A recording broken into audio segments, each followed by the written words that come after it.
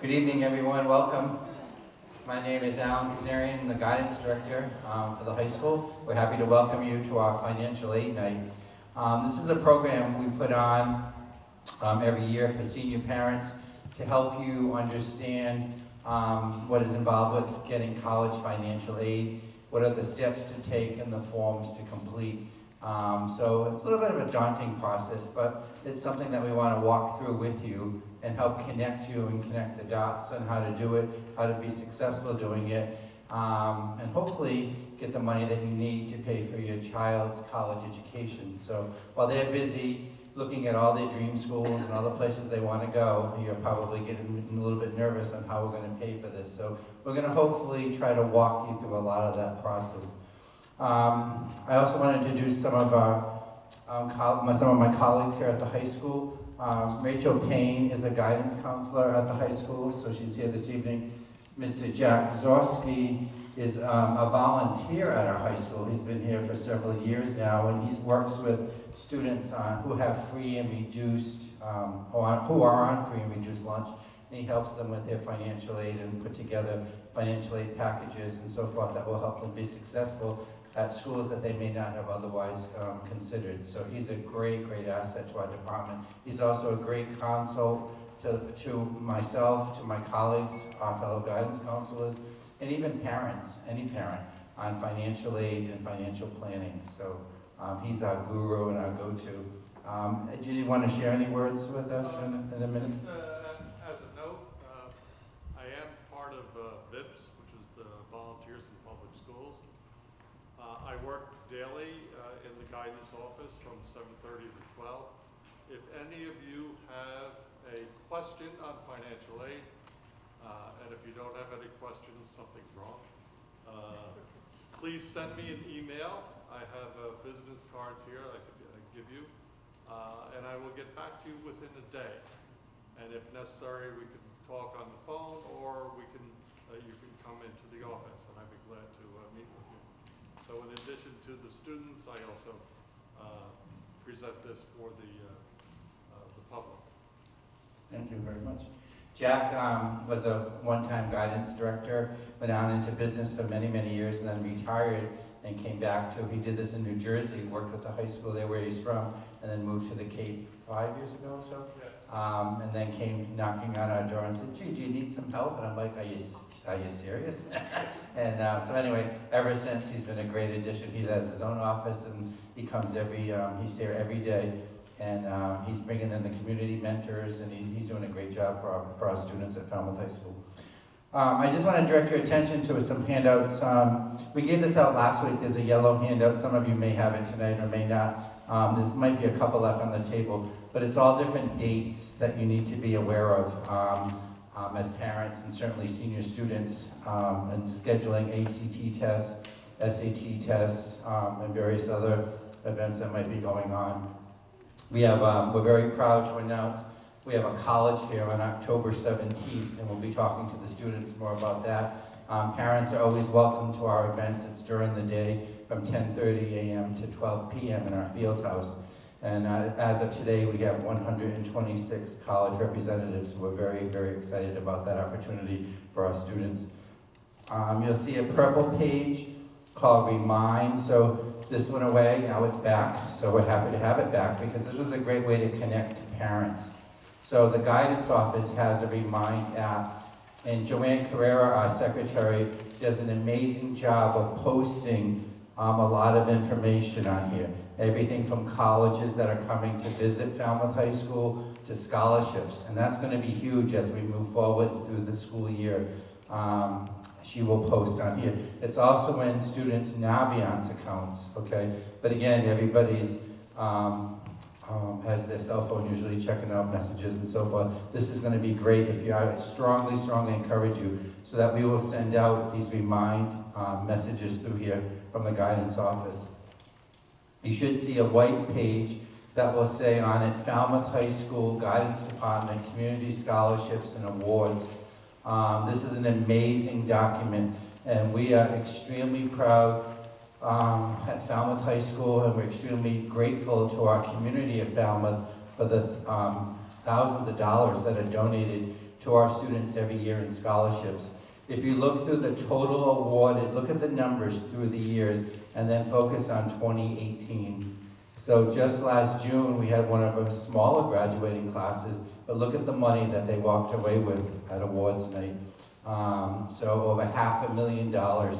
So we say thank you to the Scholarship Foundation of Falmouth and so many other benefactors and donors who come forward to give various types of scholarships. There's a listing here on these pages, front and back. All of these will be posted through Naviance that you can gather the information.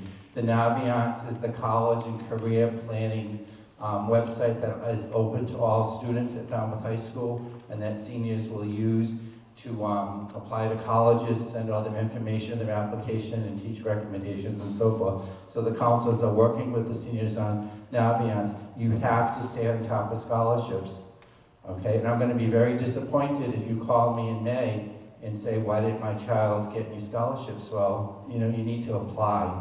So every senior goes through a scholarship workshop. So in January and February, we have small groups of maybe 8 or 10 seniors who meet with the guidance secretary, to go through the process of applying for scholarships. All right, so this is huge. If you haven't heard the word scholarship, if you haven't seen the word scholarship by February or March, you best call your guidance counselor or me, all right, because you're not getting a message. All right, so I'm telling you publicly, they're in Naviance, they're on Remind, and they're given to every senior. All of the scholarships that you can apply to, and there are more that come every year. Every year we get a new batch that aren't even on this list, okay? So, but it's up to students to apply. And a lot of times the kids don't apply, and it's a little bit frustrating, you know, because they don't want to do the essay, or they don't want to do, when you think you can write an essay and be awarded $1,000, I mean, that's a good amount of money for a little bit of work. So anyway, we're very proud of our scholarship. We're very proud of the work that Ms. Carrera does and the guidance counselors around that. You're going to see a blue paper. I draw your attention to this Commonwealth commitment concerning community colleges and then establishing themselves, earning a certain GPA, and then having a freeze on tuition as they move forward into a 4-year college. So for a student who's still undecided, you're undecided financially with what your plans are going to be and how much you're going to be able to give to this, this is definitely worth considering. So Massachusetts is definitely on board with helping students and families who are undecided, who are having difficulty financially or whatever, to make a commitment to college education, starting with a community college. So that is an option. We work very closely with our own community college, Cape Cod Community College, and we have a partnership with them. And they come to Falmouth High School and do all of the college materials. They do the interviews, they do the presentations and so forth. And then in the spring, all the students who are planning on going, we take a bus of students to the college and they take their occupational test, they pick their classes and they make their schedule. So we do all of that work with the students right here at the high school. So we're very proud of that piece. Our guests will talk about the profile. I don't want to, I'll let you get into it. Okay. All right, I'll let her get into it. But that's another type of financial aid that you may have to apply for if your college requires it. There should be a packet of slides that our presenter will go through.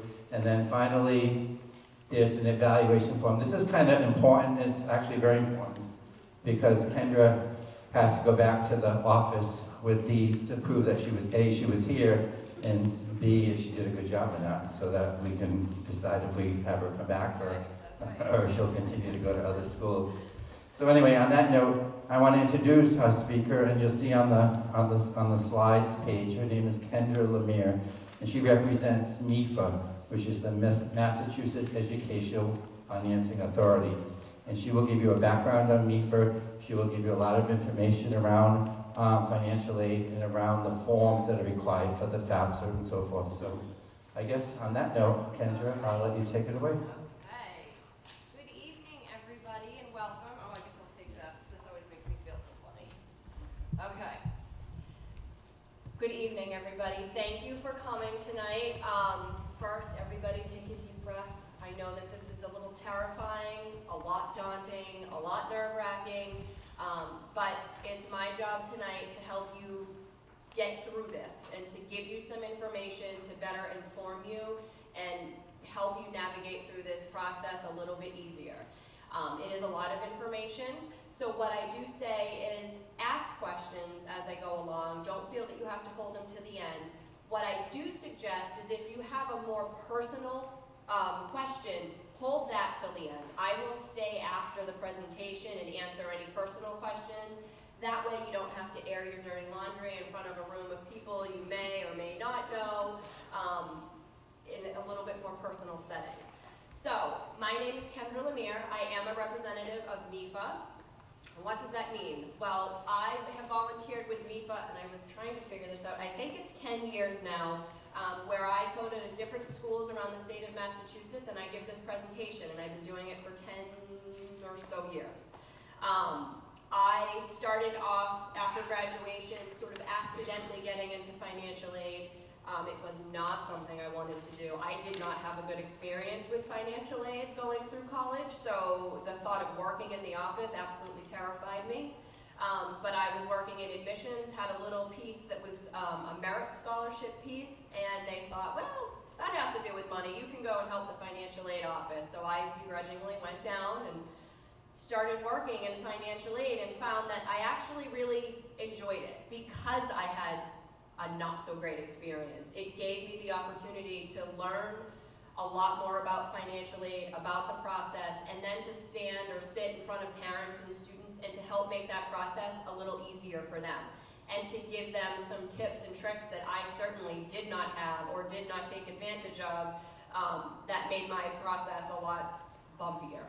So I worked in financial aid in many different aspects. I've been just a rep in financial aid. I have worked for the big bad Sally Mae for a number of years on the loan side. And then I decided that I actually really missed working with students and families as closely as I had in the past. So I went back and I worked at a couple of colleges as an assistant director of financial aid. So it's something that was very accidental. It was not something I was looking to do or a career I was looking to get into, but it is something that I really enjoy doing. So I am not currently working in a financial aid office just because I have two very small children, so I am home with them and I help my parents run their business actually right over in Falmouth. So I am from Bourne, so that's where I was raised and graduated from, so I'm familiar with Falmouth High School to an extent. It certainly wasn't like this when I was in high school, so this is kind of cool to come back to. But so that's just a little bit about me, so you know who's standing up here talking to you tonight. So we'll get started. It's a lot of information, but again, just brief. We'll get through it, I promise. And I have to play with this a little bit because I'm never good with these. How do I do this? You know what? I'm never good with these. I'm going to do this. So, how many of you are familiar with MIFA? I'm sure a few of you have at least heard the name tossed around. So MIFA is the Massachusetts Educational Financing Authority. MIFA's sole purpose is to help students and families navigate through the entire college application process. So it runs the gambit, it does everything. They've been around since 1982, they're a not-for-profit organization.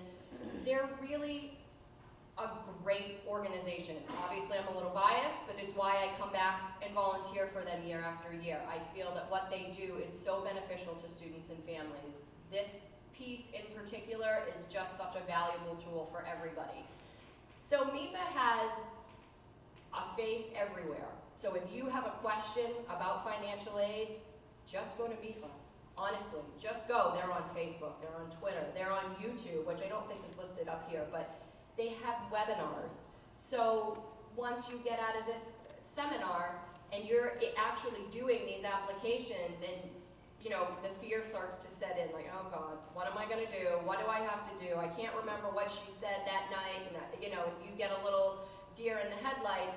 MIFA has webinars that you can sit in your own home and you can go through and you can get your other questions answered. So it's a nice piece to have. They also do something which is email related. And what they do is they have you sign up. They're not soliciting you anything at all. One thing you are going to hear me say time and time again during this presentation is deadlines. Deadlines are critical to, it can be so unbelievably critical to you. So MIFA has designed an email system, and what it does is when timely things happen, you're gonna be reminded. And one thing about the senior year is it's hectic. I'm sure you're already seeing that. It's crazy. Your students are crazed, you're crazed, you're trying to figure out how you're gonna pay for school, where they're gonna go, what they're gonna do.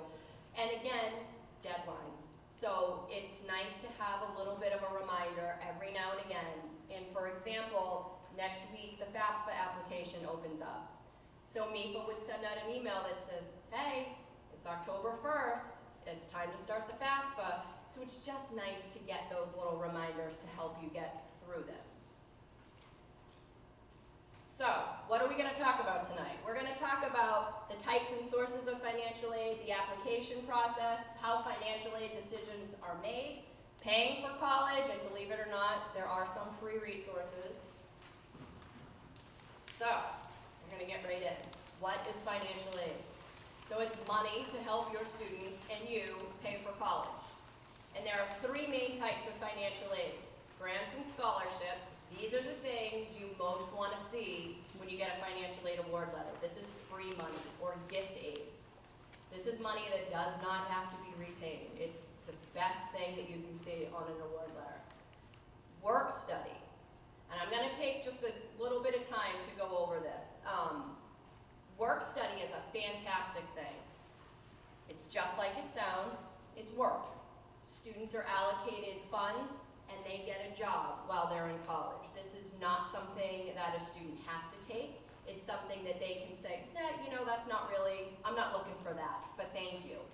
But students who do select to take it, it's a great opportunity. It gets them into an office within the school with some aspect, and they get a job, and then they get a paycheck. The one thing that gets very confusing about work study when it comes to financial aid is that A, it's considered financial aid because it doesn't come off of your bill.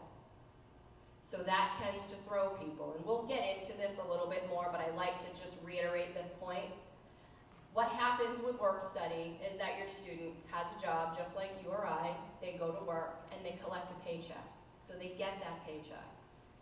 What they do with that paycheck is up to you as a family or them as a student, however you've decided. I think initially this was sort of set up that kids could take that money and put it back, you know, towards their education to cover costs. At this point in time, it's their fun money, their pizza money. So it's just something to keep in mind. It's a great program, but it does not come off of your bill. So you'll see this later on, but I just like to point that out because this can be a sticky point for some people. And then the inevitable student loans. I know everybody sort of moans and groans. No one wants loans. Unfortunately, in this day and age, it's sort of inevitable. Everybody has some sort of loan. So this is a little slide to show that there's actually financial aid available. When you get into this industry, one thing you hear over and over and over again is, nah, I'm not going to apply, there's no money. Why should I apply? There's no money. So this is to show you that, yes, there is money. And so this is just pointing out that for the 2016-2017 academic year, students in this country received $181 billion in financial aid. Now, I always preface or say, you can see the biggest bubble is loans. But the types of loans that are for financial aid are significantly better than the loans that we as adults are used to. So it is still a form of financial aid, even though it has the title of loan. But the money is there. Don't not apply because you think you're not going to get anything. All you can do is go through the process and see what happens. But don't just rule it out by any means. So we'll get started on merit-based aid or merit scholarships. This is something that you're going to find at most every college or university. The colleges or universities you're not going to find it at are going to be your Ivy Leagues. They don't need this. Their name is already their draw. Merit-based scholarships are that free money that we talked about earlier that is awarded to your students. And it can be awarded to students for a number of different things. It can be an academic scholarship. It can be an athletic scholarship. It really can be anything that the school defines it as. It's a great thing. It's another source of free money. There's a couple of things you want to keep in mind when you're looking at a school and you're looking at merit-based aid. First off, does the school have merit-based aid? Secondly, how does your student go about applying for the scholarship? At some schools, it's as simple as applying for admissions to the school. The student gets tossed right into the candidate pool. And in other schools, there might be a separate, smaller application process that they need to go through in order to be, handled. So you want to ask those types of questions. And then the most important question you want to ask is it renewable? So if your child, as a freshman in college, is awarded a merit-based scholarship, is that something that he or she can expect for the other 3 years that they're there? Or is this a one and done? If it's a one and done, this opens a whole nother conversation. Because if a student is awarded, say, a $15,000, $20,000 merit scholarship for freshman year, that's fantastic. But if they've been awarded a $20,000 scholarship and for the remaining 3 years it's gone, there's $60,000 that you have to think of making up. So that's one of the most important questions that you want to ask when you're going through this process. And then the final really important question is if it is renewable, if it is something that they can get for every year that they're in this school, what do students need to do to maintain that? Do they need to maintain a particular grade point average? Do they need to maintain a particular course of study? Do they need to maintain, if it's an athletic scholarship, do they need to stay in that, within that athletic program? So there's questions you want to make sure you're asking so that you're armed with that information, because you don't want to accept a financial aid package, put a deposit down on a school only to find out that you have a huge chunk of change in the 3 subsequent years that you now need to figure out where that's going to come from. Okay, so need-based aid. I think that's sort of a funny term because I think if you're here, you need aid. It's all need-based aid. I think everybody needs financial aid. Basically what it's saying is it's based on a family's financial eligibility or your need.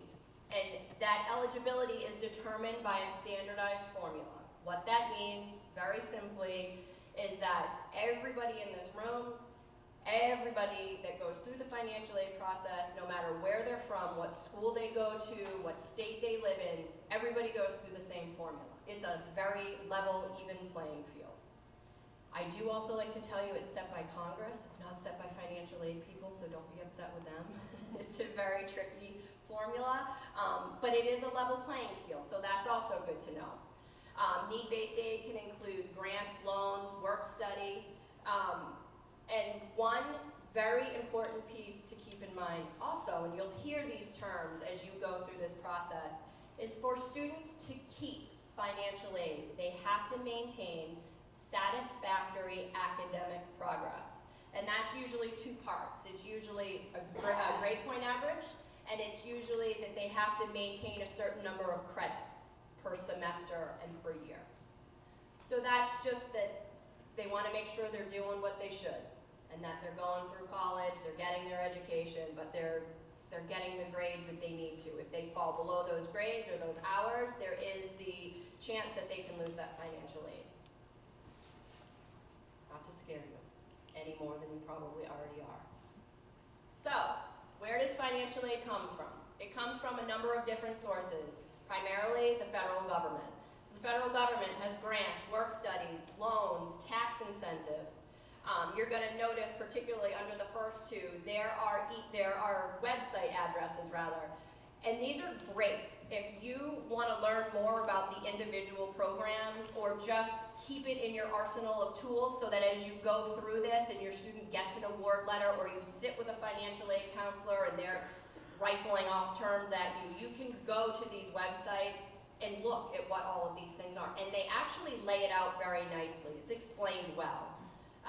Massachusetts itself gives out federal or financial aid, in grants, scholarships, tuition waivers, loans, and then their mass.edu.ospa also does the same thing. And so that you, again, are better armed and have more information. The college or university that your student is attending might have their own type of institutional aid, usually in the forms of grants, scholarships, or loans. And then there's scholarships. I have to say, you guys are very lucky to sit here and listen to what your guidance counselors do for your students is amazing, because this is not found at every high school at all. So you guys are very lucky, and the fact that they actually take the kids into small groups and break them off and say, come on, we're gonna walk you through this process is amazing. I have sat with so many kids, and I tell them year after year, if you can just put a little bit of legwork in and look at scholarships, there is so much scholarship money out there. And it does take a little bit of legwork, but it is such a better payoff in the end. If they can get more free money on, it is just fantastic. At this point, I think it's safe to say, everybody feels that kids come out of college and universities with just such debt that it's frightening. It's frightening to think that they're starting their lives out this way. So if they can get scholarships, it's so great. It's just gonna knock that debt down. So you guys are very lucky. We'll go through a little bit more, a couple of other places that you can go, but really, you guys are very well covered and are extremely lucky. So, federal direct student loans. So this is that loan I keep talking about. It is a loan, but it is financial aid. With this loan, the student is the sole borrower. But it's very different from any of the loans that we as private citizens go through. There's no credit check, there's no co-borrower needed. It's something that's awarded to the student. They have to say, yes, I get that this is a loan and that I have to pay this back. There are limits that are set, so your student can't go and apply for $100,000 and use it for everything but college. There is limits, and there's also fixed interest rates, and the interest rates are significantly lower. As you can see for the 2018-2019 year, the interest rate is 5.05%. That's pretty good.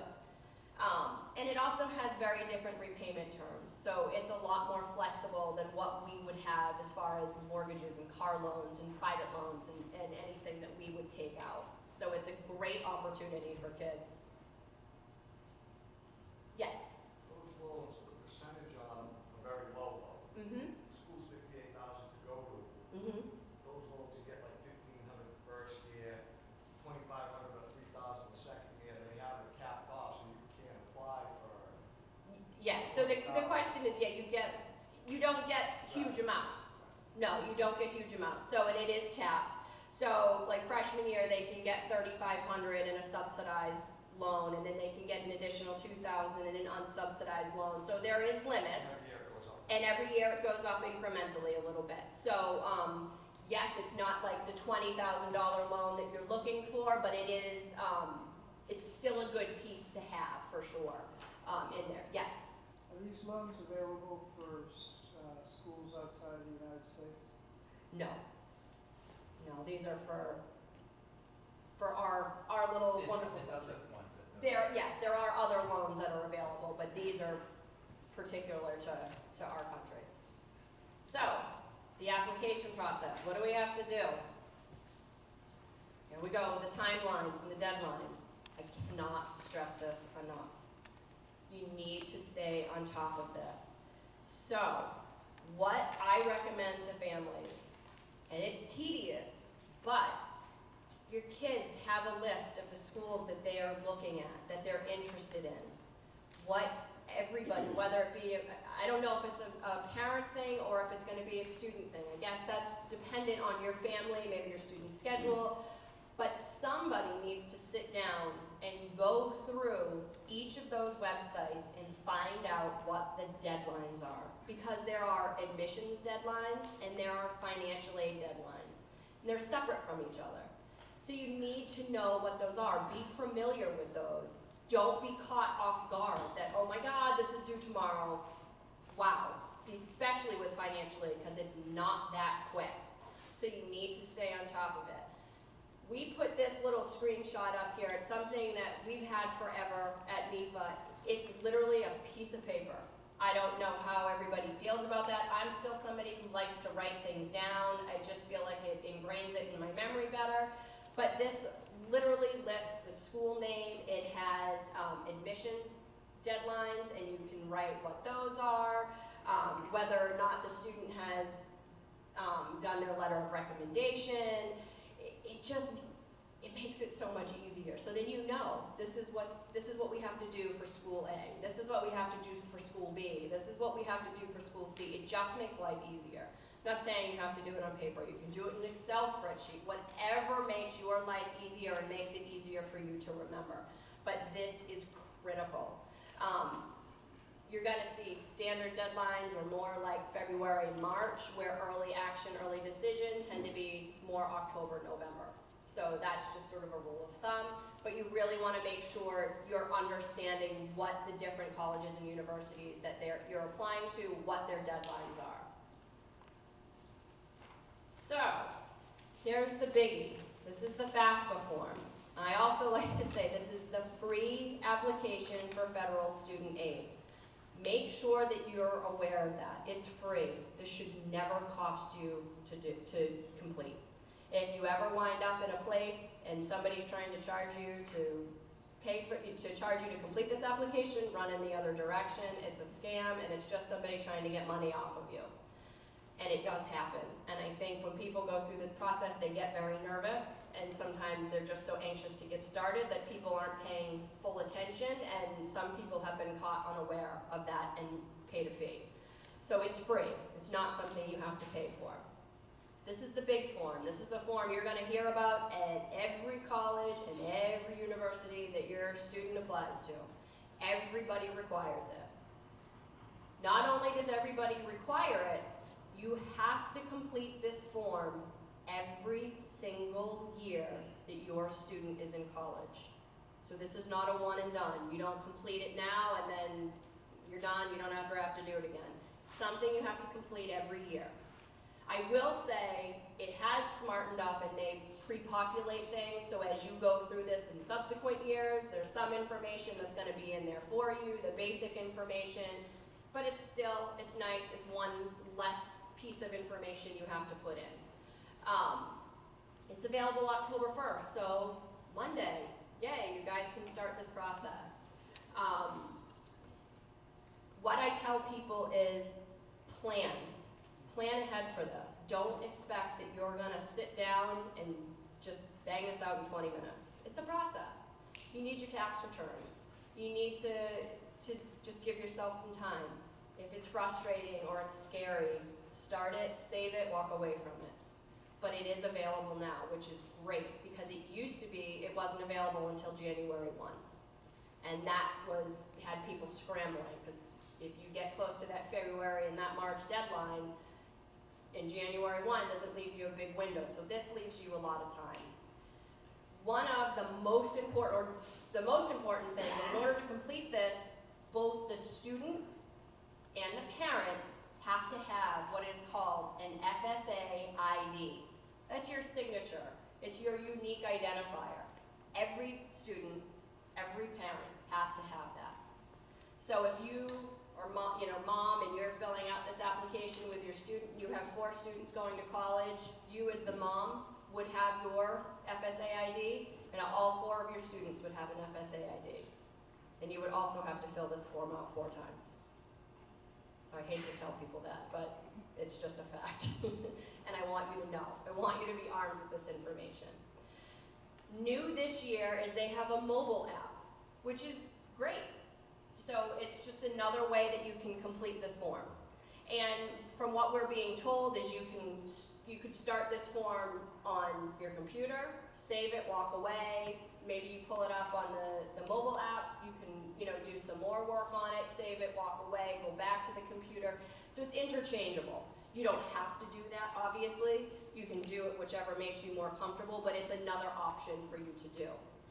One of the other good things that they started a couple of years ago is there's something called the IRS Data Retrieval Tool, which will actually pull information directly from your tax returns into this form, which is fantastic because it's going to actually pull the right information. one thing we do tell people, this threw people for a loop for the first couple of years, is that if you do use this tool, it's excellent. But when you go and you look at your FAFSA form online, you're not going to actually be able to see the information that it pulled over. It's a security thing. So you're not going to see all of the information. You'll see it later on in the process, but right there on your screen, you're not going to see it. There is something there that indicates that the information has been pulled over, but you're not going to see like the hard numbers. So that's just something to keep in mind. One thing we're being told to just keep in mind, if you are going to use the mobile app this year, mobile apps and federal websites don't always play nicely together. So maybe instead of using the IRS data tool on the mobile app, just because it is new, we don't know what bugs and kinks are going to be encountered along the way, maybe that's something you do online rather than trying to do on your mobile app. Just a little tip, because we're not sure yet. It's probably going to be fine, but just to save you a little headache. And then again, as I said before, MIFA does do webinars, so this is one that they're going to have, and I believe it is next week. So you can sign up for that. You don't have to take it if you sign up for it, but if you sign up for it, and then you get through this process and you panic, you've got another outlet to go to that can help you answer some questions. And the other thing, the FSA ID, you can all walk out of here tonight and go get one. And make sure, as a parent, you know your FSA ID and that you know your student's FSA ID. This is one thing that we run into all the time, where one person doesn't have their ID, which is, now that this is completed a little earlier, it's okay, but you're going to the government, and it's not always a fast process. And where I'm telling you that deadlines are critical to this piece, you don't want to have to wait for them to fix this and help you get through this. Write it down. I had a mom years ago, it just has stuck with me forever because it just was funny. She had 3 kids in school at the same time, so she was doing FAFSAs for all 3 students. So she had to remember hers and all 3 students' IDs. She said, the only thing I could think of, I wrote it down on a piece of paper and I taped it inside my underwear drawer. She's like, there's not a person in this house that's gonna go in there. I'm not gonna move it, I know where it is. And she knew every year, oh, I just have to go in there. She would figure out what it was, and she always had it. She never lost it. So it's the crazy little tips like that that might help you out a little bit as you go through this. Just things that we've learned while we've watched other families go through this. So what is on the FAFSA form? And did you have a question? I just have a question. My daughter graduated from college 3 years ago. Mhm. Would my FSA ID number still work? Yes, so the question was, her daughter graduated, you said 3 years ago, and so she had an FSA ID at that point. Yes, it's still the same. It'll still work. Okay, so what is reported on this form? Student citizenship status, colleges where the student is applying, the parents. What constitutes a parent at this point? Married, that includes same-sex parents. All parents who live together, whether they're married or not. And the sticky one is divorced or separated families. On the FAFSA form, there's a custodial parent. And the custodial parent is typically who the child, or not typically, is who the child spends the majority of the time with, who has more custody. What percent, who has the larger percentage as far as custody goes. If that custodial parent has gotten remarried, then the stepmom or dad also needs to include their information on the FAFSA form. But the non-custodial parents don't need to include their information. So that's something to keep in mind, because it changes a little bit with one of the other forms that you might have to do. Is that listed to a court document you have to have that says? Through a court, Like, so how do you know who Can I the... say I'm gonna switch because my income's lower, that I have to give 50% of the time and she doesn't? So this is a good question, and this is a question that comes up all the time, which is a lot of families nowadays have 50-50 custody. So who's the custodial parent? What we tell families is Who does the child typically spend more time with? You as a family need to come to this decision. I can't tell you, oh, mom makes less, toss her on there. I can't tell you that. You as a family need to have some discussions. You need to figure out who needs to be the custodial parent, okay? But I don't need a court document. You don't need a court document, no, particularly when it's 50-50 custody. So, because it's really just getting down to, I mean, they're trusting you as families and people and citizens of the country to make the proper decision, so. Yes? Would that be the person that actually is paying them on the taxes? Yes, it typically is the person who's claiming them on the taxes. So, just a couple of little pieces to keep in mind. So, what else is on this form? Parent and student income. So one other big change that the FAFSA has gone through over the last couple of years is that FAFSA now requires you to put your, what they call prior year income. So you're pulling information off of your 2017 taxes. So when you, as families, go to do this application come Monday, you're gonna pull information off the 2017 taxes. This is great. It's great for the fact that at this date and time, at this point in time, those tax returns should be done and gone. So you shouldn't have anything to worry about. That information should be there.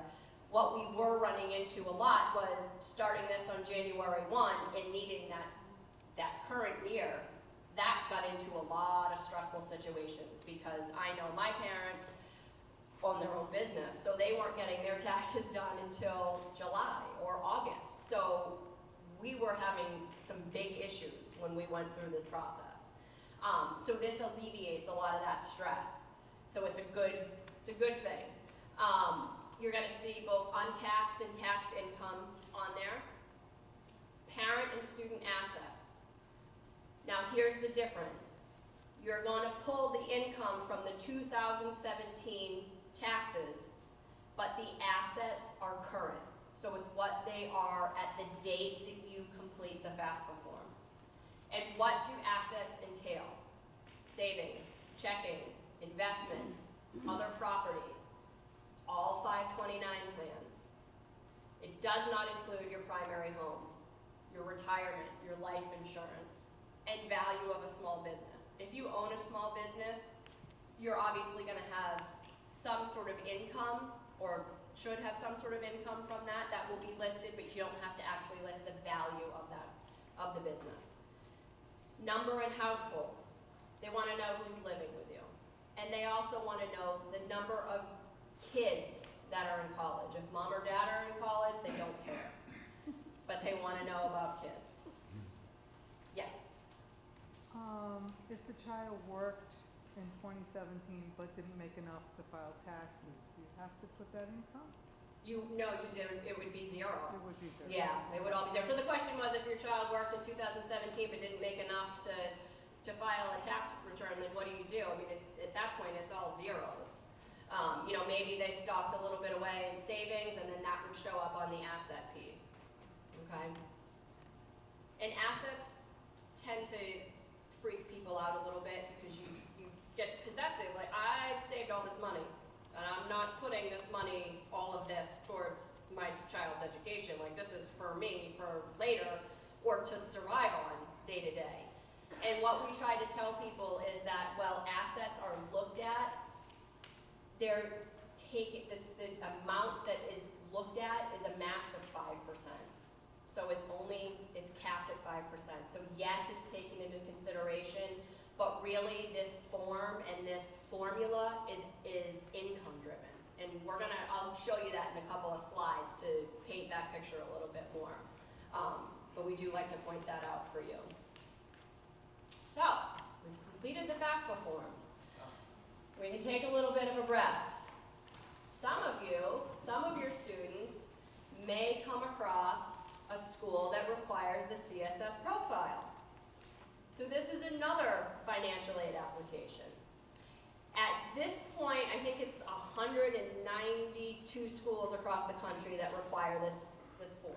So it's not everybody, but there's a good chance you might stumble across this at some point.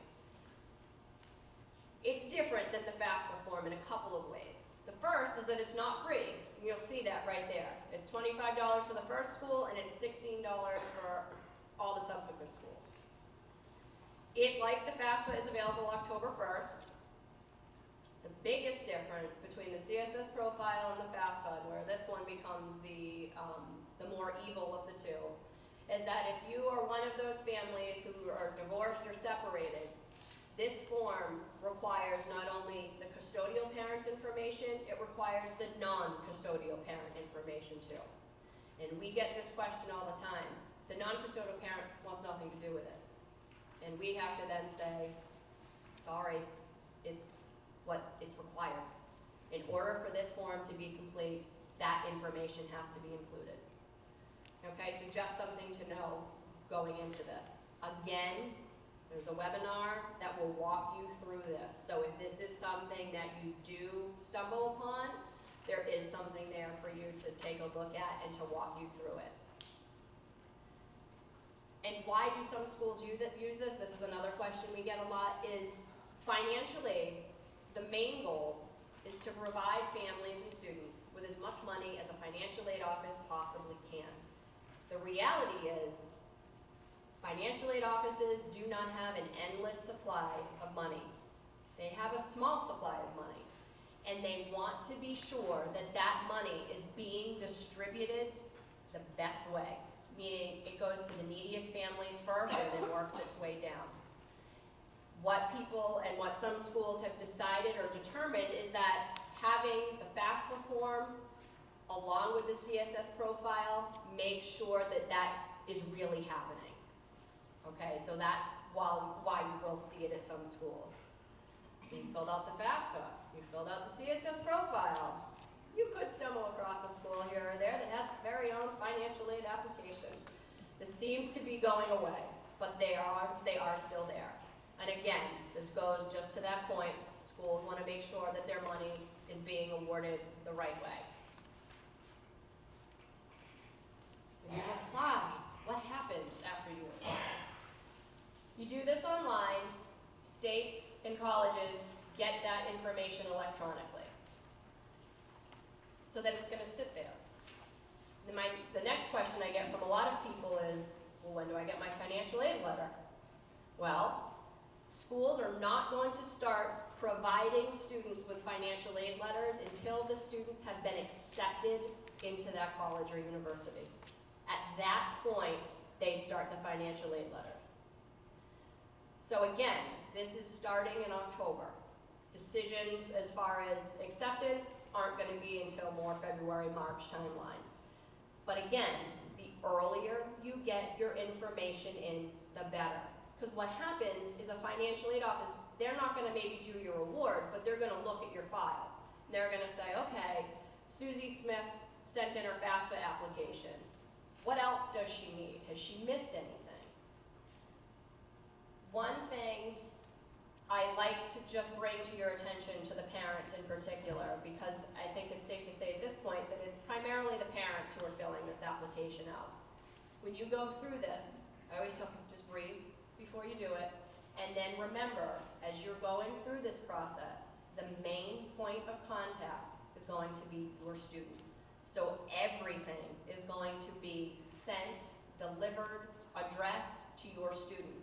So when you get into something like the FAFSA application and it's asking for your information, that's not your information, it's the student's information. Parent information will actually be listed as parent untaxed income, parent name, parent social security number. So you want to just make sure as you go through this that you're paying attention to those details, because those are the details that you'd be surprised that people just fly through this, they plug in information, and then they're like, good, I'm done, it's gone. And yeah, it's gone, but you've made a whole bunch of mistakes. And those mistakes are gonna come back to bite you because you're gonna have to actually make changes. And how you're gonna know if you've made errors is number 2. For the financial aid, for the FAFSA form rather, students are gonna get what's called a SAR. It's a student aid report. And what it does is it's just a regurgitation of everything that you've put on the FAFSA form. I highly recommend 2 things. When you start this process, get a new email address. Do not put your son or daughter's email address as the email address point of contact. Please don't do that. Because what's going to happen is all of this information is going to go to them and you're not going to see a single thing. Because it's not going to be something fun that they see. They're going to be, oh, that's junk. Get that out of there. They're just not going to know to pay attention to it. And I'm going to date myself here, and it makes me cringe a little bit every time I do this, but I told you I had a bad time when I went through this process. And this is one of the ways I had a bad time. First off, we made mistakes on the FAFSA form. We never knew that we made mistakes on the FAFSA form. When I went to college, we didn't have email. Frightening. Everything came by mail, and it came in very just nondescript envelopes. And so, me pull up after high school, and I'd be the first one to get the mail all the time. And I'd grab the mail, and I'd look, and that looked like nothing that I wanted to open. I'd chuck it in the back of my car. Who cares? I don't need that. I don't know what it is. I'd go about my merry way. Well, then we got sort of a financial aid award letter. It was a very sad financial aid award letter, and we had to come to a real decision because my parents were like, I don't think this is happening. We've not gotten anything, and we need a lot of stuff. We need all the financial aid, and we got nothing. So we actually asked questions and found out that we had flipped information on the FAFSA. Here's another little tidbit that you would not think of, but please do. FAFSA form does not accept decimal points, so round up. We didn't. Makes you look like you've earned a lot more money than you actually did, which changes your financial aid letter a lot. And I have seen that happen. I kind of just thought it was us. You know, it's just something that, you know, we did when we were going through the process, and I was shocked at how many times I saw that happen. And you, as a financial aid counselor, they'll come through your office and you're like, wow, that's a lot of money. I bet that's not right. And you would go and ask questions, and sure enough, it's not right. But that's why they send this information to you, so that you can look at it, make sure it's right, and then make corrections if you need to. The other thing, financial aid offices get a really bad rap because they're the people who aren't giving you what you need, which is money. Trust me. Some of the nicest people you're ever going to meet work in financial aid offices, and what they want to do is give you as much money as they possibly can. But I've already told you they don't have an endless supply of money, and there's deadlines. So if you've missed a deadline, there's nothing that they can do. Doesn't matter how horrible your story is, if the money's gone, the money's gone. Okay? But these people have heard it all. So if you have a circumstance in your family, say 2017 taxes reflect a very different reality to what's going on in 2018, you need to be in communication with these people. You need to tell them. It's horrifying. I know no one wants to go and air their dirty laundry to strangers, but that's what they're there for. The more information they have, the better, because if there's a way that they can help you, they will. They might not be able to help you, but there's a very real possibility that they can. So talk to them, set up appointments. Make sure that you can speak with these people. As you go through this process, if you've already started it, your son or daughter might have an admissions counselor. And admissions counselors are wonderful people. And they're bubbly, and they're nice, and they're wonderful, and they love you. And the minute your student gets accepted, they're already on to next year's class. They'll still be there to help you, but they've served their purpose. Financial aid officers, you're going to get one, and if your student stays at that school, more often than not, they're staying with that financial aid counselor for the entire time they're there. So as a parent, make sure that you can go to them, you can talk to them, you can ask them questions, your questions get answered, they respond to you. Those are just other things, because that's where your relationship is going to really be, with those people. You're going to get to know them pretty well. But make sure that you can do that, and make sure that you do that. Do not be afraid to air all the dirty laundry that you have and then some. Put it out there. They'll tell you what they can work with and what they can't. That's all there is to it.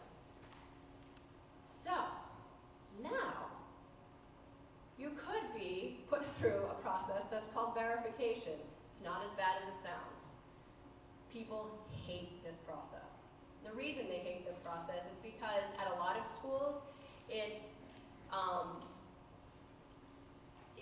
just like names pulled out of a hat. A school has to verify a certain percentage of students each year. It's just to make sure that the information that's being provided is accurate. That's all it is. It's not a witch hunt. I have had poor families that have been verified every single year for every child that they've ever had. It's a coincidence. It really is. And some schools you'll find will be what's called 100% verification, which means that every student that walks through that door, every family, they go through the verification process. And again, it's just so that they know the money is being distributed the way that it should. It's not a bad process. All it's going to require is some additional documentation. And they're going to tell you. They're not going to hide this from you. They're very good at communicating. But again, that separate email address that we talked about a little bit earlier, that's when these things come into play. Because again, everything's going to go to your student.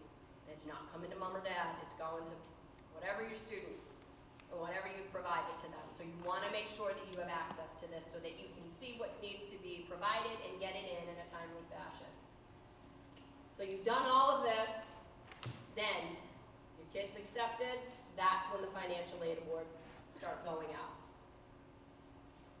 So how do they figure this stuff out? So each college that your student applies to is going to have what's called a cost of attendance. It's going to vary from school to school. But a couple of pieces it's going to be set up like this at each school. Each school is going to have tuition and fees. They're all going to have, if it's they're room and board. So those are what they call the direct expenses. But then there's a few other expenses that you'll see underneath that are the indirect expenses, and those are books and supplies. Those are transportation, personal expenses. These are things that are sort of guesstimates. They're not, like they know each year what their tuition and fees are. That's a set number. But books and supplies, transportation, personal expenses, those kinds of things have a little bit of wiggle room.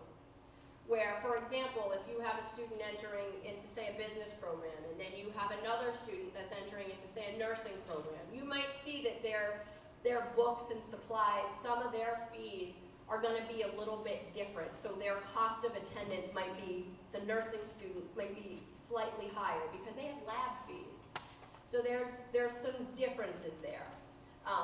So it's just to show you how this is set up. Each school has one of these. And you filled out the FAFSA form. So you have an EFC, or an expected family contribution. So that is not your bill, not the amount that you're going to pay.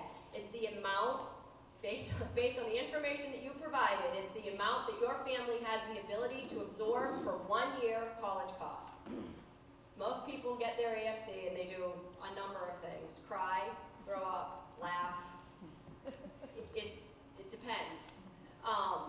But again, I go back, it's the same formula used for every family, so it's an even playing field. Some colleges and universities have what's called an institutional formula. Again, it's a level playing field. It's just looking for a little bit more detailed information so they can distribute that money in the best way possible. Family has the primary responsibility for paying for college. And if you have more than one child in school, your EFC is lowered. So they try to add that like it's a bonus. Like, yay, we're going to cut it in half if you have 2. That's fantastic. But now you still have 2 kids in school. So, and there are something called EFC calculators. So if there's any families in here that have juniors, even senior families, you can do this, but you really can start doing the real thing as of Monday. So unless you feel like spending the weekend doing this, you don't have to. But junior families in particular, I find this can be very helpful because you can go plug in information in an EFC calculator and get a rough idea of what you're looking at as far as an EFC goes. So it just sort of helps you open up doorways to conversations that you might need to have within your family. And here's another one, a net price calculator. Every college or university, or most every college or university, is going to have one of these. So you can go on to the college or university that your students are applying to, and you have your EFC. So you can go and you can plug in your EFC, and based on their cost of attendance, you can get an idea of what you might get in the form of financial aid at that particular school. This is highly recommended and highly useful for a number of reasons.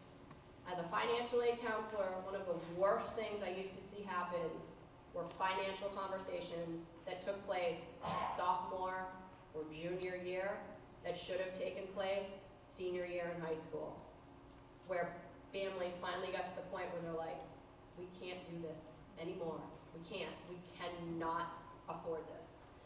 And I use this example a lot just because of the college that I worked at. One of its greatest, most prized majors was social work. Amazing major. And I give people all the credit in the world, but I worked for a private university. The cost for 1 year at that university was over double what they would make per year upon graduation. That's an ugly reality. It's sad, but it's a fact. And so I would have kids in my office and parents going, do you understand the debt that you are gonna come out with, and you're not gonna be able to pay that debt? Like, this just doesn't work. So schools got smart and started putting these things in place so that families could have some more open conversations. They're horrible conversations, I get that. And I preface this whole thing with saying I have 2 young kids. I'm not there having to have that conversation yet, but trust me, I've sat through enough of them.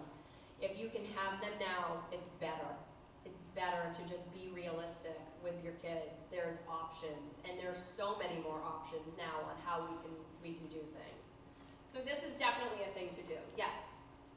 When in this whole process do you find out your expected family contribution? The expected family contribution will be given to you as soon as you finish the FAFSA application and submit it. So is it part of the SAR report? Yeah, it'll be on it'll be on the student aid report, yes. Thank you.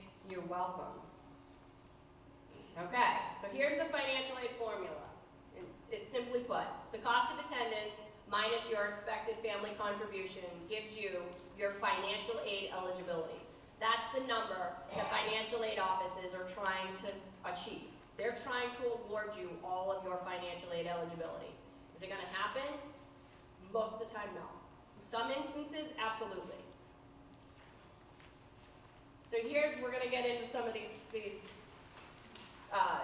details, some of the things that we've gone over so that you can actually see it in number form. Again, I always tell people, don't panic if any of these numbers are even remotely similar to yours. Don't panic, don't freak out. These are just numbers used to drive these points home. So this is to show the asset portion, and assets are such a touchy subject, and it's understandable, but this is just to show you that this formula is not asset driven. Yes, assets are taken into consideration, but it's not how this is determined. Okay, it just is yep, it's okay, there's some assets there, there's some money that could be pulled, but they're not taking that much of it. So this is just showing you that there's 3 families. All 3 families have the same combined parent income, but their combined assets are very different. So you can see that from family A, who has no assets, to family C, who has $150,000 in assets, yes, there is a difference as far as their EFC goes. But, I'm gonna switch the slide. This is where the big difference happens. This is to show you that it's income. This is where the income is really the driving force of this formula. So you can see that each family has a very different combined parent income. They have the same combined assets. And now you can see that family A, $75,000 in combined parent income, and family C is $150,000 in combined parent income. Their EFCs are significantly different. Okay? Again, just numbers used to show you, to drive this point home, so nobody panic or fall on the floor or run away or anything. It's just to drive that point home.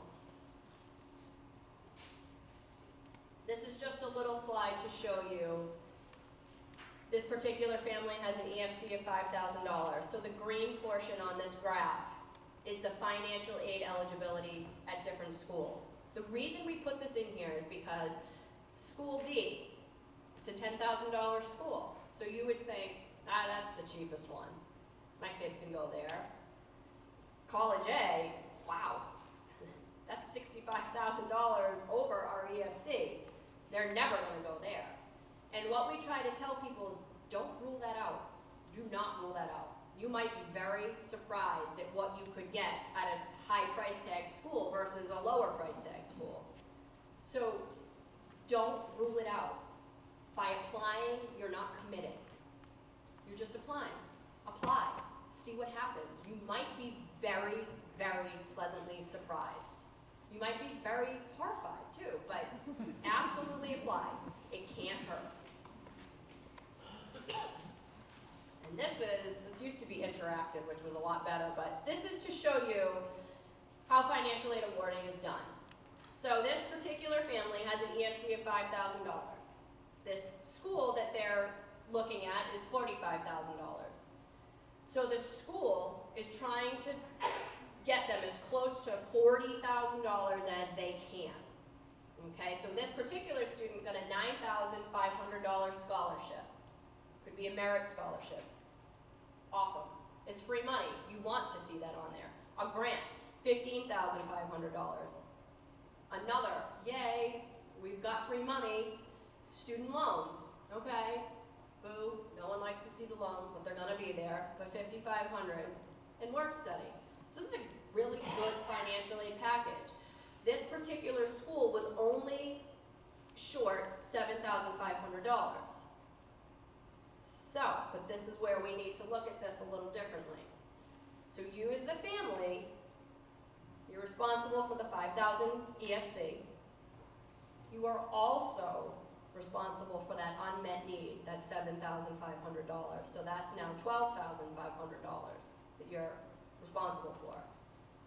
But then we need to go back to the conversation we had at the beginning of this presentation with respect to work study. They were awarded $2,000 in work study. That's not coming off your bill. So that's another $2,000 that you're responsible for.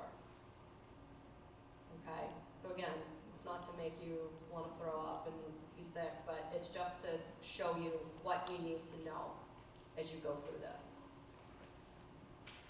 So then what can a parent do for that other $12,000? We're going to get into that in a couple of slides on what you can do as far as, you know, you have this $12,000, so now what do we do? There's got to be something to do, so we'll get into that. But this is going to get into now, these two slides, we're going to get into award letters. My biggest point to you here, please do not line up your award letters and look at the bottom lines. Don't do that. Because award letters can be very different. You need to look at the parts and the pieces that it's made up of. So this one is to show you that all three schools have a cost of attendance of $45,000. The family has an EFC of $5,000, so the total eligibility for this family is $40,000 at all three of these schools. So you can see there's some differences. College A was able to give a $32,500 grants and scholarships. College C was able to give $17,500.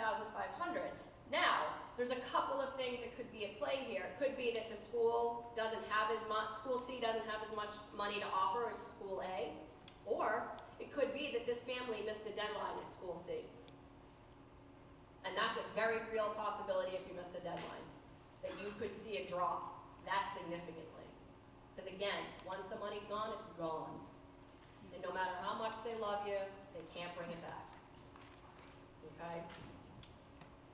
So this next one is my favorite slide for a couple of reasons, because it really drives the point home. My point of do not just look at the bottom line. There's something very different on this award letter that hasn't shown up anywhere else. It's parent loan. And this does happen. This absolutely does happen. So this particular family goes, yay, look it, we have three schools, all three of them gave us $35,000. This is fantastic. We have $10,000 that we gotta come up with. pick which one you want to go to, honey, and we'll put the deposit down. Well, if your honey picks college C, you're going to have a really rude awakening because there's a parent loan that's been placed on this award letter. The problem with that is that financial aid office, they can't award you a parent loan. It's a mere suggestion that, well, there's $29,500 we couldn't give you. You could go get it in a parent loan. They can't give it to you. They can't make it easier for you to get. You have to go out and apply for that. You don't know if you're going to get it. I have seen this happen. I have a very good family friend that deposited on a school, and then in July, when they got their first bill, they were like, well, wow, there's a typo. Something happened. No, we owe a lot less than this. And then, no, they didn't. They had close to a $30,000 parent loan on their award letter. And they deposited at that school in July. They figured it out.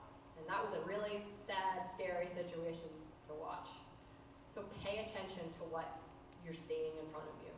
Just make sure. And if you don't understand it, call whatever college or university you have the letter from. Call them and ask them, what is that? I don't know what that is. Can you tell me? And they'll tell you. So just ask questions, but please just pay attention, because I hate that this one. I love this slide and I hate this slide because I hate that this happens, but I love it to just show you that it is a possibility, so please just be armed with that information. So yay, the fun part. Now we get to pay for this. How? Well, how you pay for college is unique to you and your family. There is nobody in this process that can tell you what to do, how to do it. It's really unique to your family situation. Maybe you have past income, so you have savings. Maybe your child has been one of those kids that saved all their hard-earned work money from the summers and stocked it away for college. Maybe not. I was not one of those kids. Maybe you, as mom and dad, have very generously saved money for your son or daughter, and you have that money to pull from. Maybe not. Maybe you have present income. So what does that mean? Most colleges or universities have something called a parent contribution payment plan. And it's just like it sounds, it's a payment plan. So say you owe $10,000 and you can come up with 5 of it, or in the example, I think we had $12,000. So say you can come up with 6 of that. Well, what do you do with the other 6? Well, if your school has a payment plan, then you can spread that other $6,000 out over the 10 months that your child is in school. Is it doable for you? I don't know. Maybe it is. Maybe you can't do 6,000, but maybe you can do 3,000. So there's wiggle room there. It's another way to make this a little less painful as you go through it. It's another option that is there. Maybe you don't have any more money each month to give away. You might not. In which case, maybe you have to turn to future income, which would be private education loans. And those are out there. And there's some very good ones. Again, if this is something that you're looking to do, I highly recommend setting up an appointment with a financial aid office and asking what those are, asking questions. What are the better loans out there? Who do I turn to? What do I do? If you have a financial advisor, there's another person that you can go to help with that. So there's different things that you can do. And there's different places that you can pull from to make this feasible. But again, maybe you have to have another conversation that, you know what, honey, I know you want to go to this school, but that's a really pricey school. Maybe we can't swing it. But maybe your son or daughter is just, nope, that is where I'm going. I am absolutely going to that school. And there's some other options.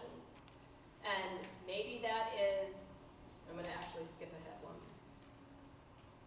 This is something that we wound up having to have a lot of conversations with students about, which is, hey, you know what? Yeah, you want to come here. I get that. That's fantastic. But it's way above your price tag. Maybe you go to a community college. We're fortunate on the Cape to have 4 Cs. It's a fantastic community college. I did wind up going there for a little bit because of my financial aid experience, and loved every moment of it. So, and then, you know, this might be an option for kids. Another state school, maybe they do something like that before they head to a private school. They do two at a state or a community school before going to a private school. It cuts down the price tag. You do your freshman and sophomore year at a community or a state school, get your required courses out of the way, and then transfer those over and do your major courses at the private school if a student is just, I have to have my degree from that school. So that there's some other options, and Mass has been really good at helping make this more of a reality for people. So they make it a little bit easier. So the A to B is associates to bachelor's degree is what that stands for. So you go get your associates at one, transfer over, and then complete and get your bachelor's from another school. And they put different things in place where they're guaranteed credit transfers, or there's no application fee, no essay. So they do make this easier for people. So that is something that's there. I'm just gonna hop back. Things to consider. Other things to consider, like you don't have enough to consider as it is. But just things to think of as you're starting out this process. Consider the number of kids you're sending to college. Are they gonna be in college at the same time? But overall, how many are you sending?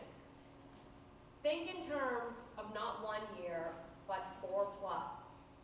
Because this is something you have to do each and every year. And you have to worry about paying for 4 years, not 1.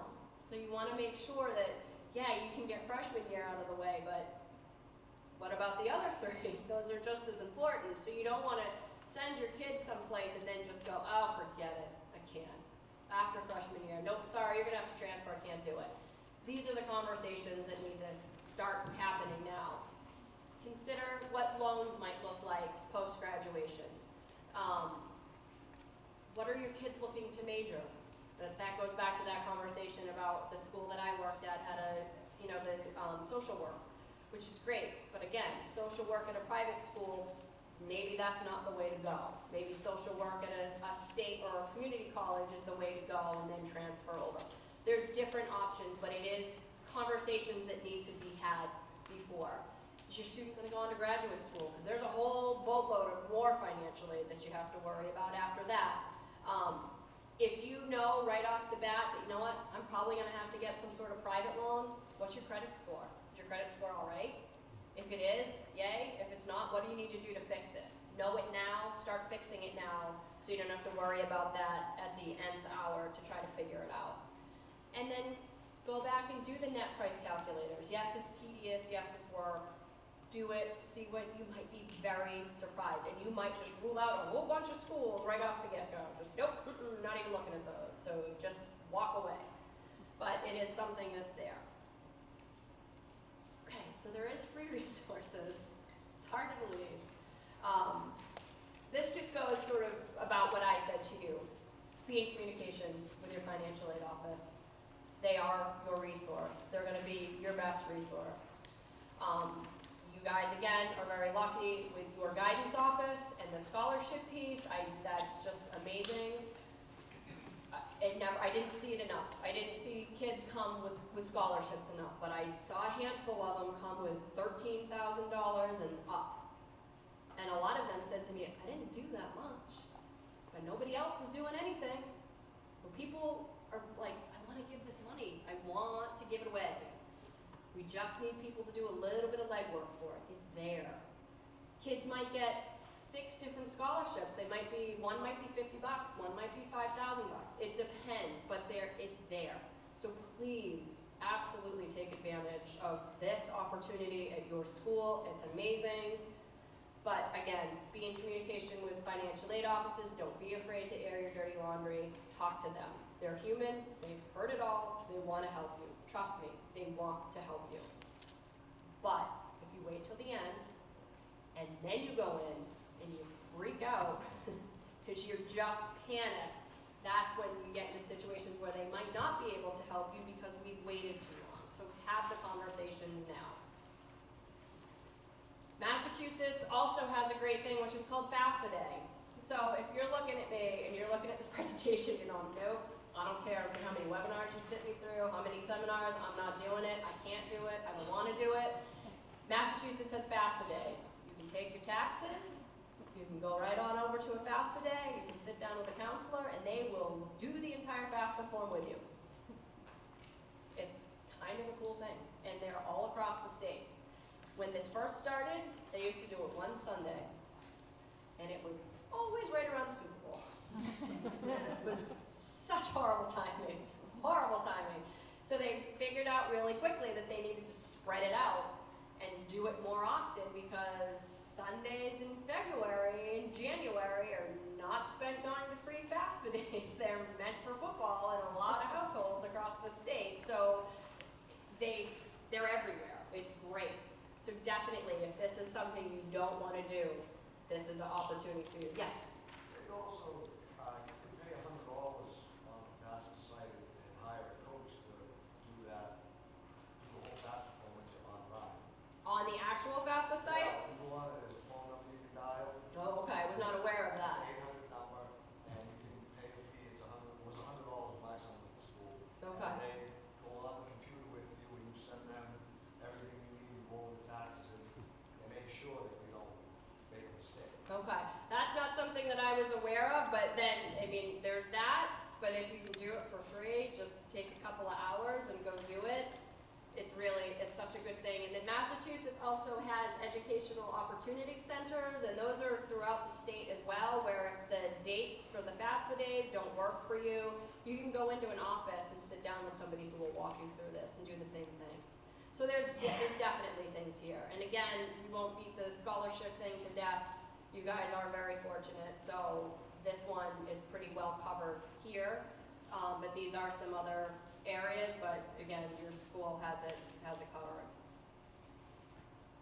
Just as an aside, MIFA also does, after you go through this process and you get acceptance letters and you get financial aid letters and you're looking at them going, I have no idea what this means. I don't know. They do seminars that will walk you through what it does mean. What does it mean? What are the different parts? What are the different pieces? So that's something that's there too. It's not as widespread as these kinds of things, but they're there, and there's also webinars. So there's always, the bottom line is there's always answers. There's always answers to your questions. You just have to look in the right place. So what can you do now? Sign up for those emails. They're not soliciting you anything, and they're not selling your information, I promise you that. It is solely to help you. So you can sign up for the emails. Go get an FSA ID. Yay, get one for you, get one for your kids. Such an exciting thing that you can do together as a family. Research your deadlines. Please make sure you know what those are. Please, please, please know, so that it doesn't hurt you in the end. Sign up for webinars. Go on to any of the Twitter, Facebook, YouTube, anything for MIFA. And if you have questions, you will find it, I guarantee you. And then you can start your applications. That's coming up on Monday. The ball of fun just starts rolling on Monday. So you'll do it. You'll get through it. It seems horrible and daunting right now. I'm telling you, if my family made it through, and we did, you guys will get through it, I promise. So, and if you have any questions for me, please stay and I will answer them for you. And then as you go through this, if you have any questions, feel free to contact your guidance office, and if they can't answer it and they want to get in touch with us, they can do that too. So best of luck with everything, everybody. And yes, if you could fill out the evaluation sheet just so that we know that we're doing the right stuff for you guys, and you can leave them out front, would be great. Thank you. Wow.